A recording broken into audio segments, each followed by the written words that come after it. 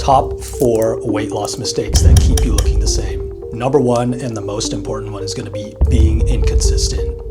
We didn't gain all this fat in one day. We gained it over a long period of time, a long period of eating more food than we should have been eating and not moving enough, not burning all that extra energy. The number 2 reason would be you're eating out too much, getting the food from the restaurants because you're tired of eating the same food. I'm tired of eating the scrambled eggs and the chicken breast and the ground beef and the rice. Point number 3 is getting poor sleep. When you're not sleeping well, your hunger hormone literally increases. If you've ever noticed when you're tired, you're way more hungry. Even in the middle of the day, if you didn't get a good night of sleep, your stomach is rumbling, you feel low energy. That's your body trying to make up for the lack of sleep, the lack of energy that it received. The 4th and final tip for you guys is do your cardio. Top 4 weight loss mistakes that keep you looking the same. Number 1, and the most important one, is going to be being inconsistent. I think we all know that consistency is the key to weight loss. Every day, you want to eat less calories than you burn. You want to be in a calorie deficit, maybe about 200 to 300 calories. You want to be tracking your food, maybe use something like MyFitnessPal. Get a step tracker or just use an app on your phone. Try and get 8,000 steps a day. But it's a lot easier said than done. We all have the information, but we never really do it consistently. And I'm a victim of this myself. If you look at my channel, there's a lot of videos where I've talked about, oh, I'm trying to lose weight, or I'm in the process of losing weight, or I'm on a cut right now. And that is true, but this cut has taken way too long. It's taken a lot longer than it should have because I've been too inconsistent. There have been too many days where I've been tracking my calories, but then the calories have been inaccurate. I've eaten out, and when you eat out, your calories are a lot less accurate because you don't know how many oils or butters or sauces or other things they're putting onto the food that could add hundreds of extra calories. Being impatient could also be too much extra snacking, especially if you're staying up late. I know when I stay up past 11, past 12, you get a lot hungrier. It's a lot easier for me to go into the fridge or go into the pantry and just grab some crackers, grab, some toast or something. Just grab something small and you think, oh, it's not that many calories, it's not a big deal. But then you do that every night, or you eat a bunch of different things in one night, and all that shit starts to add up. So now you have this small calorie deficit and you're completely destroying it. All the hard work you just did throughout the day, all the exercise you were doing, all the discipline you had, you're destroying it in a matter of 10 minutes just by putting a little too much peanut butter on your toast, for example. And these are all things that can easily be avoided by just doing things like going to bed early, making sure that you're cooking your food at home so you know exactly what ingredients are going in and how many calories are going in. Something like making sure you have a treadmill or some way to walk at home so that at the end of the day, you can still get some easy steps in while you just go on your phone, while you watch TV, instead of doing it on the couch, right? All these little things help you to be more consistent because at the end of the day, we didn't gain all this fat in one day. We gained it over a long period of time, a long period of eating more food than we should have been eating and not moving enough, not burning all that extra energy. So now we need to burn more of it over time. It's not going to happen in one day. And that's the biggest thing that made me inconsistent, was just being impatient. I would just see the scale go down for like a few days, but then I would look in the mirror and then I would kind of look the same. And then you just get frustrated and you're like, why is this taking so long? Why do I still look fat? Why do I still look bloated? All this stuff. And you're just not happy with your progress. And so you kind of just say, fuck it. And you get angry and you're like, whatever, I'm just going to eat today because I'm hungry. And then you just ruined your progress for the past 3 days. And then you restart the next day, and then it's only been 3 to 4 days, and then you're feeling impatient again. And then you're wondering, why is this taking so long again? And it's just the same cycle over and over and over. And that is how you get stuck in a loop. That is how you get stuck on the hamster wheel. That is what has made my cut take multiple years, way longer than it should have taken, because I've been too inconsistent, too many days of fucking up my calories, too many days of just being impatient instead of letting my body take its time to melt the fat off one fat cell at a time, because that's how it put on the weight, that's how it's going to take off the weight. It doesn't matter how fast we want things to go, how much extra cardio we do, it's just going to happen that way. Honestly, numbers 2 through 4 are kind of just derivative of number 1. So number 2 reason would be you're eating out too much. When I first started my cut, this was a big issue for me. In fact, when I first started cutting, I actually started bulking accidentally because I was eating way too many calories because I miscalculated my maintenance. And then I was eating out all the time, so I was getting tons of extra calories. So I saw my weight going up on the scale, but I assumed that was more muscle because I was getting stronger every time I went to the gym. I was hitting PRs every time I went to the gym, right?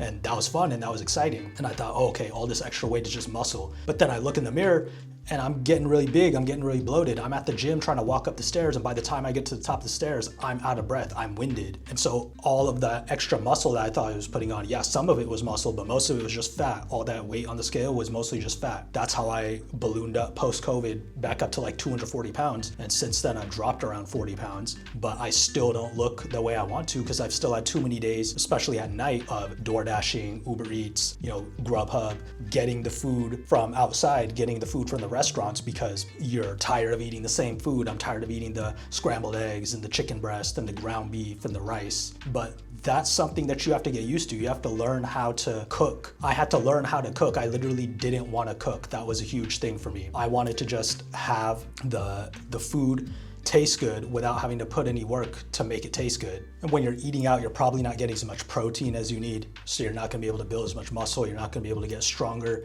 And when you build that muscle, that increases your metabolism. When you increase your metabolism, you're actually increasing your maintenance calories. So technically you can cut, but still eat more food.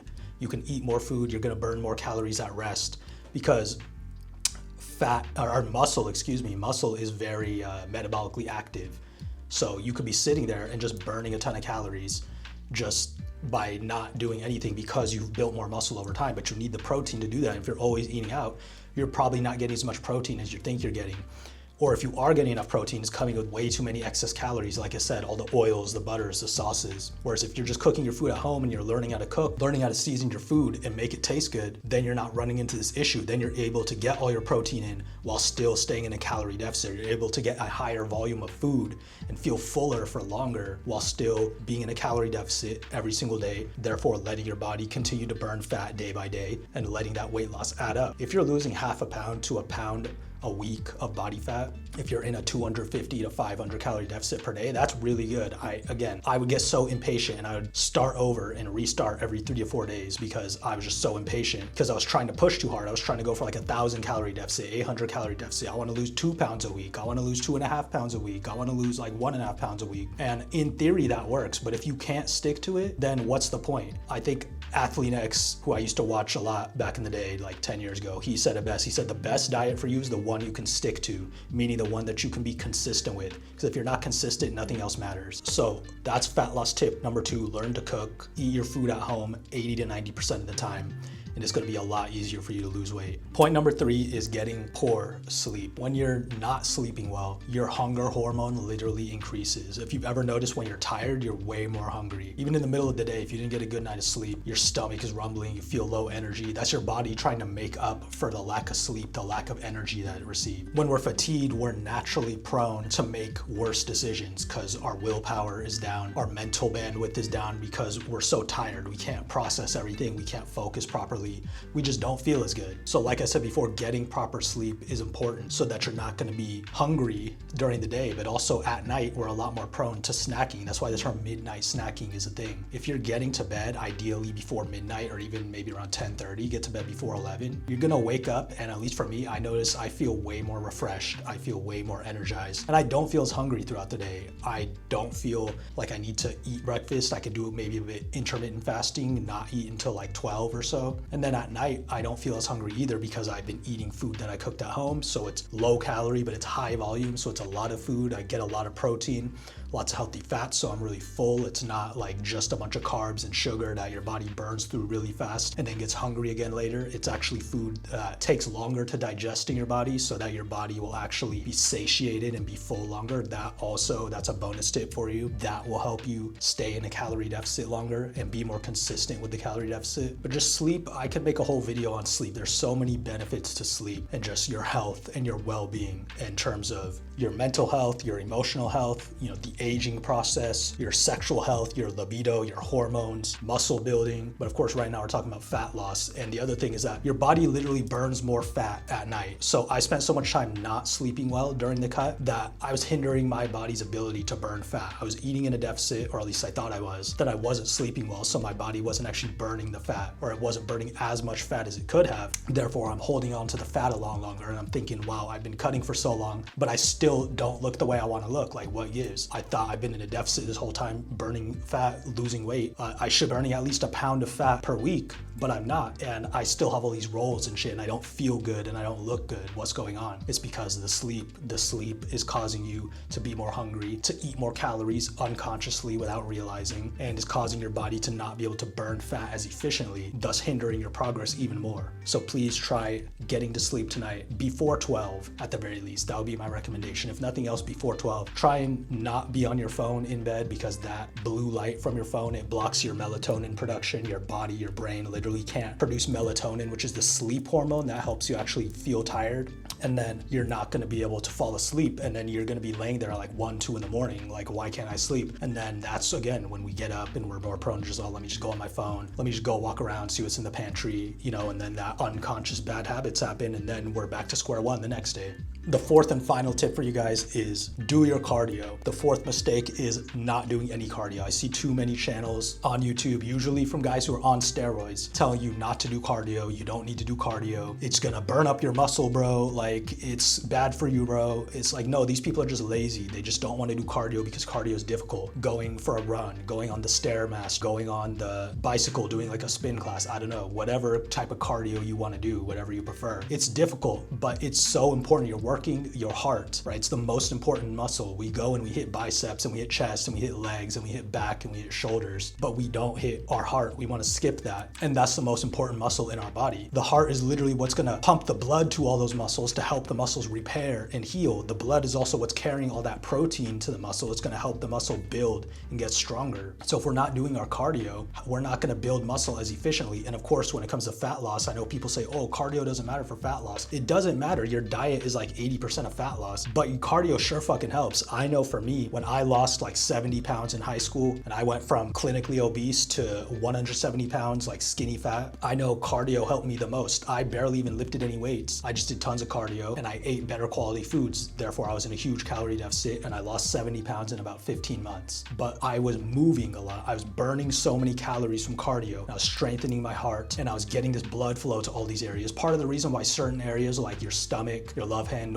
maybe the lower chest, why they're called stubborn fat, is because those areas don't get as much blood flow. Their blood doesn't flow to those areas as much, so it's harder to release fat. There's not as many chances for your body to pull fat from those areas. It takes a bit longer. So by doing cardio, we're increasing the amount of blood vessels that we have. We're increasing the amount of blood flow throughout our body. So now we're getting more blood flow to these stubborn areas and we're able to actually burn fat more efficiently. We're strengthening our heart. We're able to get more oxygen. We're able to breathe better. You know, when you're running and you're like, you know what I mean? And you can't breathe properly, like that's increasing your lung capacity. When you go for a swim, you practice swimming, that's increasing your lung capacity. So now you're getting more oxygen into your blood, which is healthy for your whole body, all your cells. But again, it's gonna make fat loss more efficient. It's gonna bring more oxygen to the muscle. So it's gonna repair muscle faster. And so now you're gonna make gains quicker, and making gains quicker, having more muscle, as I said earlier, is gonna help you burn fat more efficiently. So you see how this all works together in a positive feedback loop. My suggestion is at the very least, do walking. At the very least, try and walk 7,000 to 10,000 steps a day. Again, it doesn't have to be all at once. It can be little walks throughout the day. Maybe in the morning, go for a little walk on your lunch break. After work, you come home. I know it's tough. You're probably tired. We're all tired after work, but just try and do 10 minutes at least. Just go for a 10-minute walk. Just move a little bit. You're gonna feel so much better. It's gonna add up. Your bones, your joints, your feet muscles, your little stabilizer muscles in your ankles and your knees, those are all gonna slowly start to get stronger because you're actually using them, right? It's not just for an hour in the gym for like 3 times a week. It's a little bit every day. You're training your body to use these small muscles every day. It's gonna protect your joints, it's gonna protect your bones, it's gonna protect your tendons. You're gonna have much better balance and stability. That's gonna be important as you age, because a lot of older people will literally have no stability, then they'll fall and break their bones. And it's really sad because that could have been prevented just from basic exercise earlier in their life. And I know a lot of people will argue that, okay, doing really high intensity cardio will spike your hunger and you're gonna be more fatigued, and then you're not gonna move as much later through the day. So you're gonna be hungrier, you might overeat your calories, and then you're gonna move less, so your calorie deficit is kind of gonna balance out, like versus if you didn't do cardio and you just ate less. From my experience, walking does not spike hunger, and it doesn't cause you to be super fatigued. You can do it all day, every day, because it's a natural human movement pattern, and you're gonna be fine. You're not gonna be craving extra food because you walked more, because you walked 10,000 steps. You're not gonna feel tired and burnt out because you walked 10,000 steps. If anything, like I said, all that oxygen and that fresh air, if you're doing it outside, all that sunlight, it's gonna feel good, and you're gonna get more blood and oxygen to your brain. It's gonna increase dopamine. You're gonna feel better. It's like a lot of people talk about the runner's high, the cardio high.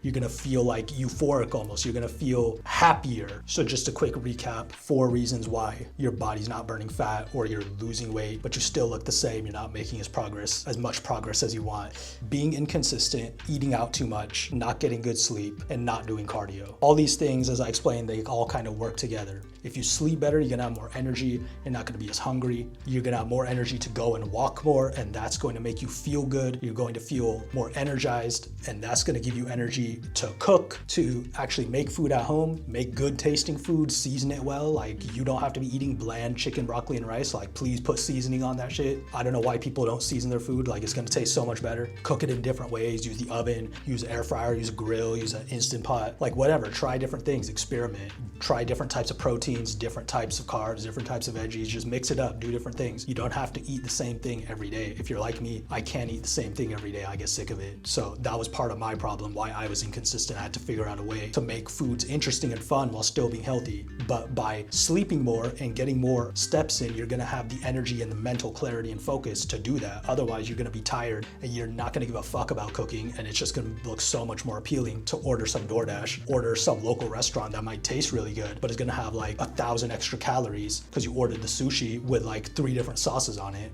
And then you wake up the next day like, why do I look so bloated? You know, why do I look so fat and swelled up? It's because all the sodium and all the extra calories, we're not in a calorie deficit. Our body's not burning fat. So all those 3 things lead to you being inconsistent. And just understand that it's going to take time. Once again, I said this earlier, but it's going to take time. And this is something that I needed to understand, and I still need to remind myself, it takes time. I didn't put on all this weight in one day. I'm not gonna lose it all in one day. You didn't put on all the weight you're trying to lose in one day. You're not gonna lose it all in one day. We have to be consistent, and we have to make this a lifestyle, and we have to make this something that we actually enjoy, because the only diet you're gonna stick to, the only exercise routine you're gonna stick to, the only sleep schedule you're gonna stick to is the one that you enjoy. So find a routine that works for you. I don't care if it's not the most optimal. I don't care if it's not the most science-based. Whatever you can stick to and keep doing consistently, that's the most optimal routine for you, because that's what's gonna get you results. You're gonna keep doing it. You're gonna see the progress. You're gonna enjoy the progress. And then you're finally going to get that dream physique that you've always been wanting. So thank you for watching this video. I promise you, I am on this journey with you. I'm gonna keep documenting my progress with the weight loss, with the physique.